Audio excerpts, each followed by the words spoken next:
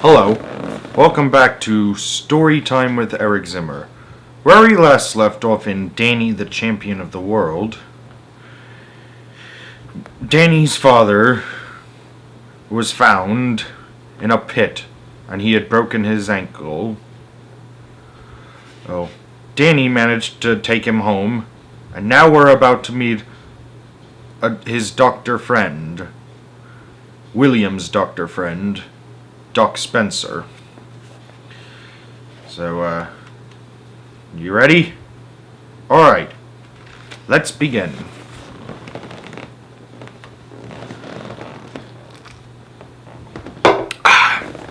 Chapter 9. Doc Spencer. My father once told me that Doc Spencer had been looking after people of our district for nearly 45 years. He was over 70 now and could have retired long ago, but he didn't want to retire, and his patients didn't want him to either. Oh, nice. He was a tiny man with tiny hands and feet and a tiny round face. The face was as brown and wrinkled as a shriveled apple. He was some sort of an elf. I used to think to myself each time I saw him, a very ancient sort of an elf with wispy white hair and steel-rimmed spectacles.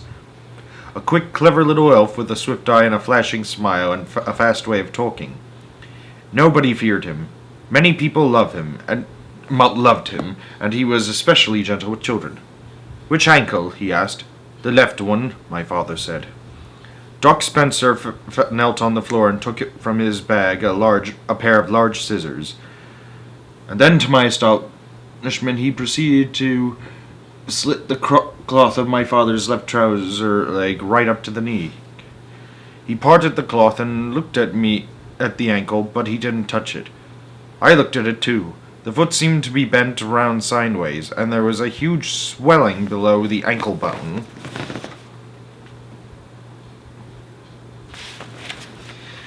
"That's a nasty one," Doc Spencer said. "And you'd better get you into the hospital right away.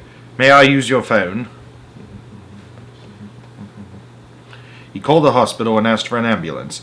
Then he spoke to someone else about taking x-rays and doing an operation. "How's the pain?" Doc Spencer asked. "Would you like me to give you something?" "No," my father said. "I'll wait till I get there." "As you wish, William. But how on earth did you do it? Did you fall down the steps of that crazy caravan?" "Not exactly," my father said. "No." The doctor waited for him to go on. So did I. "As a matter of fact," he said slowly, "I was mooching around up in Hazel's wood." He paused again and looked at the doctor, who was still kneeling beside him.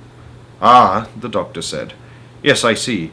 And what's it like up there these days? Plenty of pheasants?" "Stacks of them," my father said. "It's a great game," Doc Spencer said, sighing a little. "I only wish I was young enough to have another go at it." He looked up and saw me staring at him. "You didn't know I used to do a bit of poaching myself, did you, Danny?" "No," I said, absolutely flabbergasted. "Many a night," Doc Spencer went on, "after evening surgery was over, I used to slip out the back door and go striding over the fields to one of my secret places. Sometimes it was pheasants, and other times it was trout. Plenty of big brown trout in the stream in those days." He was still kneeling on the floor beside my father. "Try not to move," he said to him. "Lie quite still." My father closed his tired eyes, then opened them again. "Which method did you use for pheasants?" he asked. "Gin and raisins," Doc Spencer said. "I used to soak the raisins in gin for a week, then scatter them in the woods." "It doesn't work," my father said. "I know it doesn't," the doctor said. Doc Spencer said, "but it was enormous fun. One single pheasant," my father said, "has got to eat at least 16 gin-soaked raisins before he gets tiddly enough for you to catch him. My own dad proved that with roosters." "I believe you," Doc Spencer said. "That's why I never caught any. But I was hot stuff with trout. Do you know how to catch a trout, Danny, without using a rod and line?" "No," I said. "How?" "You tickle him." "Tickle him?" "Yes," the doctor said. "Trout usually like to lie close in to the river bank. So you go creeping along the bank till you see a big one, and you come up behind him, and you lie down on your tummy, and then slowly, Very slowly, you lower your hand into the water behind him, and you slide it underneath him, and you begin to stroke his belly up and down with the tip of one finger.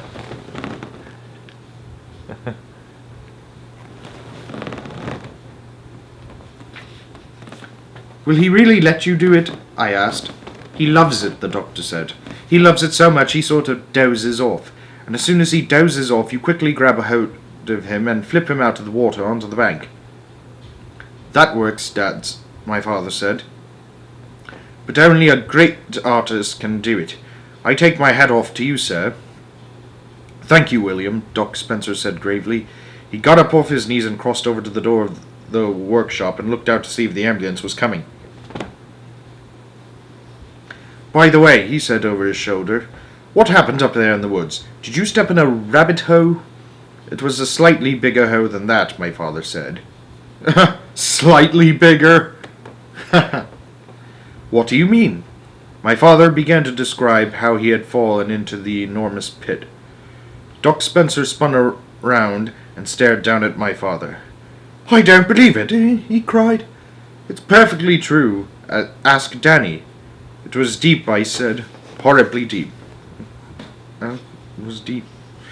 But great heavens alive! The little doctor shouted, jumping up and down with fury. He can't do that. Mr Hazel can't go digging tiger traps in this woods for human beings. I've never heard such a disgusting, monstrous thing in all my life. It's rotten, my father said. It's worse than that, William. It's diabolical. Do you know what this means? It means that decent folk like you and me can't even get out and have a little fun at night without risking a broken leg or arm. We might even break our necks, my father shouted. Yes. I never did like that, Mr Hazel, Doc Spencer said. I saw him do a filthy thing once. What? My father asked. He had an appointment with me at my surgery. He needed an injection of some sort. I've forgotten what.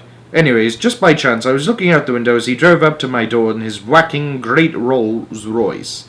I saw him get out, and I also saw my old dog, Bertie, dozing on the doorstep. And do you know what this loathsome Mr Hazel did? Instead of stepping over old Bertie, he accidentally kicked him out of the way with his riding. He actually kicked him out of the way with his riding boot. He didn't, my father said. Oh, yes, he did. What did you do? I left him sitting in the waiting room while I picked out the oldest, bluntest needle I could find. Then I rubbed the point of it on a nail file to make it blunter still.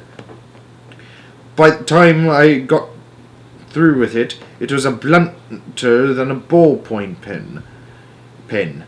Then I called him in and told him to lower his pants and bend over, and when I rammed the needle into his fleshy backside, he screamed like a stuck pig. Hooray, my father said. He's never been back since, Doc Spencer said, for which I am truly thankful. Ah, here's the ambulance. The ambulance drew up near the workshop door, and 2 men in uniform got out. Bring me a leg sprint, the doctor said. One of the men fetched a sort of thin wooden plank from the ambulance. Doc Spencer knelt down once more beside my father and eased the plank very gently underneath my father's left leg. Then he strapped the leg firmly to the plank. The ambulance men brought in a stretcher and placed it on the ground. My father got it onto it by himself. I was still sitting on my chair. Doc Spencer came over to me and put a hand on my shoulder. I think you had better come on home with me, young man, he said. You can stay with us until your father's back from the hospital. Won't he be home today? I asked. Yes, my father said. I'll be back this evening. I'd rather you stay in Aden for the night, Doc Spencer said. I shall come home this evening, my father said. Thank you for offering to take Danny, but it won't be necessary. He'll be all right here until I get back. I reckon he'll sleep most of the day anyways, won't you, my love? I think so, I said. Just close up the filling station and go to bed, right? Yes, but come back soon, won't you, Dad? They carried him into the ambulance on the stretcher and closed the doors. I stood outside the workshop with Doc Spencer and watched the big white thing drive out of the filling station. Do you need any help? Doc Spencer said. I'm fine, thank you. Go to bed then and get a good sleep. Yes, I will. Call me if you need anything. Yes. The marvelous little doctor got into his car and drove away down the road in the same direction as the ambulance.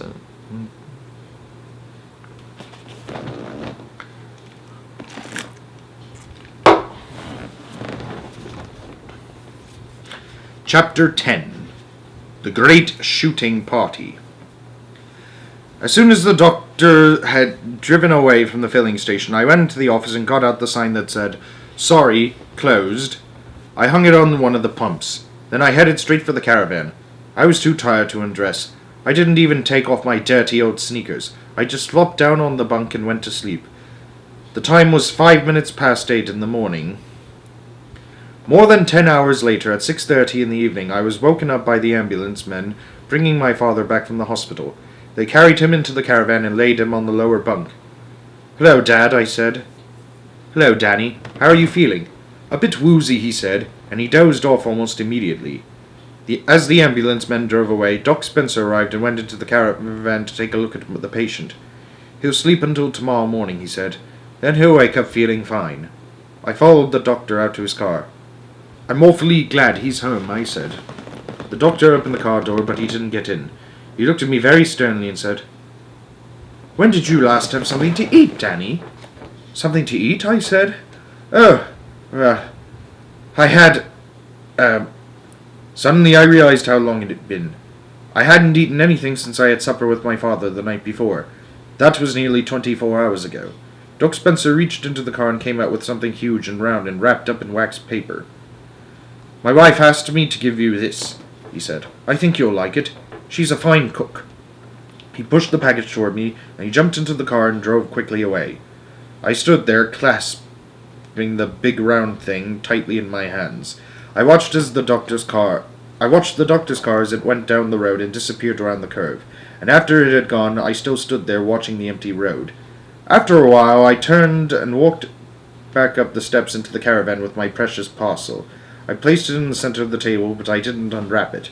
My father lay on the bunk in a deep sleep. He was wearing hospital pajamas. They had brown and blue stripes. I went over and gently pulled back the blanket to see what they had done to him. Hard white plaster covered the lower part of his leg and the whole of his foot, except for the toes. There was a funny little iron thing sticking out below his foot, presumably for him to walk on. I covered him up again and went to returned to the table. Very carefully, I now began to unwrap the wax paper from around the doctor's present, and when I had finished, I saw before me the most enormous and beautiful pie in the world. It was covered all over, top, sides, and bottom, with rich golden pastry. I took a knife from beside the sink and cut out a wedge. I started to eat it in my fingers, standing up. It was a cold meat pie. The meat was pink and tender with no fat or gristle in it, and there were hard-boiled eggs buried like treasures in several different places. The taste was absolutely fabulous. When I had finished the first slice, I cut another and ate that too. God bless Dr. Spencer, I thought, and God bless Mrs. Spencer as well.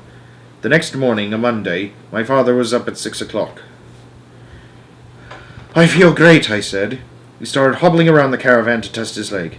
"It hardly hurts at all," he cried. "I can walk you to school." "No," I said. "No. I've never missed one yet, Danny." "It's 2 miles away," I said. "Don't do it, Dad. Please." So that day I went to school alone, but he insisted on coming with me the next day. I couldn't stop him. He had put a woolen sock over his plaster foot to keep his toes warm, and there was a hole in the underneath of the sock so that the metal thing could poke through. He walked a bit stiff-legged, but he moved as fast as ever, and the metal thing went clink on the road each time he put it down. And so life at the filling station returned to normal. Or anyways, nearly to normal. I say nearly because things were definitely not quite the same as they had been before. The difference lay in my father. A change had come over him. It wasn't a big change, but it was enough to make me certain that something was worrying him quite a lot. He would brood a good deal, and there would be silences between us, especially at supper time. Now and again I would see him standing alone and very still out in front of the filling station, gazing up the road in the direction of Hazel's wood. Many times I wanted to ask him what the trouble was, and I had done so, I'm sure had I done so, I'm sure he would have told me at once. In any event, I knew that sooner or later I would hear all about it.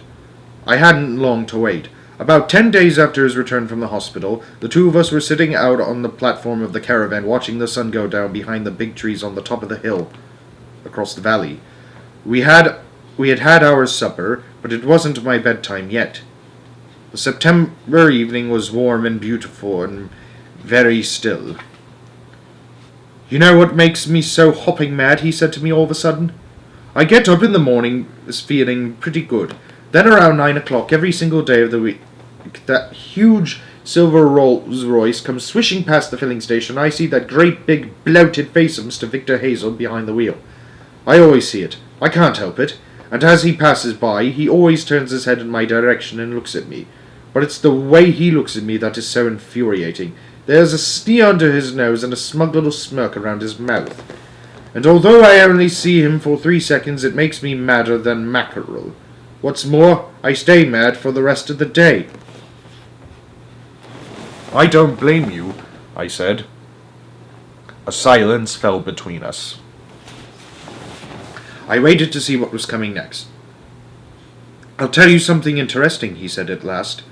"The shooting season for pheasants starts on Saturday. Did you know that?" "No, Dad, I didn't." "It always starts on the 1st of October, he said, "and every year Mr. Hazel celebrates the occasion by giving a grand opening day shooting party." I wondered what this had to do with my father being madder than a mackerel, but I knew for certain there would be a connection somewhere. "It is a very famous event, Danny, that shooting party of Mr. Hazel's." "Do lots of people come?" I asked. "Hundreds," he said. "They come from miles around. Dukes and lords, barons and baronets, wealthy businessmen, and all the fancy folk in the county. They come with their guns and their dogs and their wives, and all day long the noise of shooting rose across the country, across the valley. But they don't come because they like Mr. Hazel. Secretly, they all despise him. They think he's a nasty piece of work." "Then why do they come, Dad?" "Because it's the best pheasant shoot in the south of England. That's why they come. But to Mr. Hazel it's the grandest day of the year, and he is willing to pay almost anything to make it a success. He spends a fortune on those pheasants. Each summer he buys hundreds of young birds from the pheasant farm and puts them in the wood where the keepers feed them and guard them and fatten them up ready for the great day to arrive. Did you know, Danny, that the cost of rearing and keeping one single pheasant up to the time when it's ready to be shot is equal to the price of 100 loaves of bread?" "It's not true." 100 loaves of bread? My God. "I swear it," my father said, "but to Mr. Hazel it's worth every penny of it. And do you know why? It makes him feel important. For one day in the year he becomes a big cheese in a little world, and even the Duke of so-and-so slaps him on the back and tries to remember his first name when he says goodbye." My father reached out a hand and scratched the hard plaster just below his left knee. "It itches," he said. "The skin itches underneath the plaster. So I scratch the plaster and pretend I'm scratching the skin. Does that help?" "No," he said, "it doesn't help. But listen, Danny."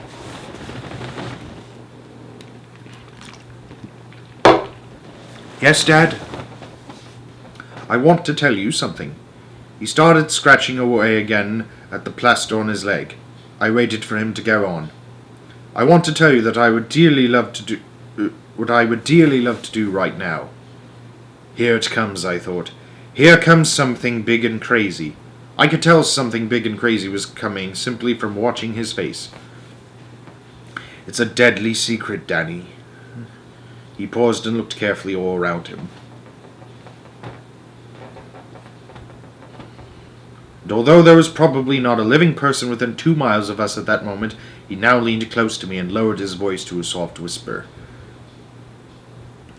I would like, he whispered, to find a way of poaching so many pheasants from Hazel's wood that there wouldn't be any left for the big opening day shoot on October the 1st.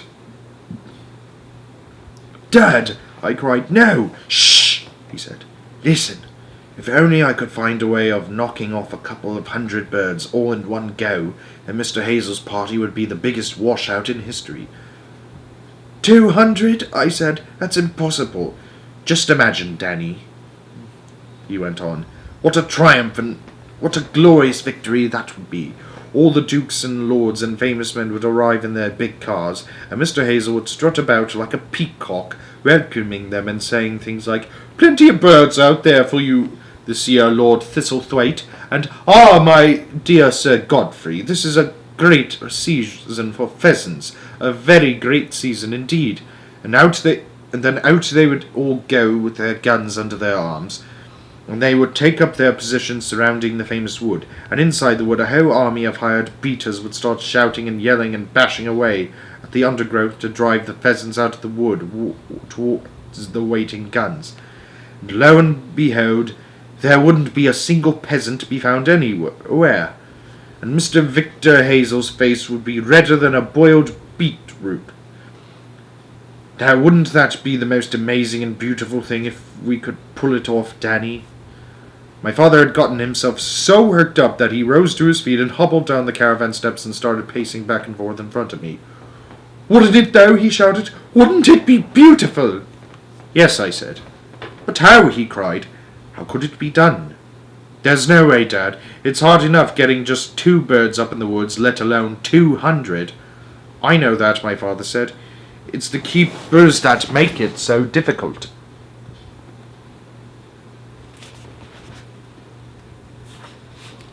How many are there?" I asked. "Keepers? 3. And they're always around. Do they stay right through the night?" "No, not through the night," my father said. "They go off home as soon as all the pheasants are safely up in the trees roosting. But nobody's ever discovered a way of poaching a roosting pheasant. Not even my own dad, who is the greatest expert in the world. It's about your bedtime," he added. "Off you go, and I'll come in and tell you a story." To be continued.